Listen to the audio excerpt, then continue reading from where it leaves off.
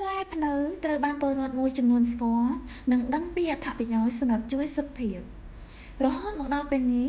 នៅតែមានប្រជាពលរដ្ឋតាមតំបន់មួយចំនួនមិនដែលស្គាល់និងដឹងថានៅក្នុងប្រទេសកម្ពុជានៅតែមានរុក្ខជាតិប្រភេទនេះទន្ទឹមនឹងនោះផ្លែភ្នៅត្រូវបានពលរដ្ឋមួយចំនួនច្នៃធ្វើជាឱសថឬតែសម្រាប់បរិភោគជាមួយគ្នានេះដែរលោករវិទូអាន់ជូលៀនបានប្រាប់ឲ្យដឹងថាផ្លែភ្នៅគឺជារុក្ខជាតិមួយប្រភេទដែលមានប្រយោជន៍ទាំងស្លឹកនិងផ្លែផ្នែកស្លឹកភ្នៅគេអាចប្រើសម្រាប់ពិធីសាសនាចំណែកឯផ្លែគេអាចយកទៅបរិភោគនិងច្នៃជាភេសជ្ជៈផ្លែភ្នៅគេអាចបរិភោគទាំងចាស់និងទុំហូបស្រស់ក៏បានយកទៅស្ងោរក៏បានរសជាតិរបស់វាពេលស្ងោរទៅមានក្លិនឈ្ងុយរីឯទឹករបស់វាពេលស្ងោររួចមានពណ៌ក្រហមព្រឿងប្រហែលទឹកតែ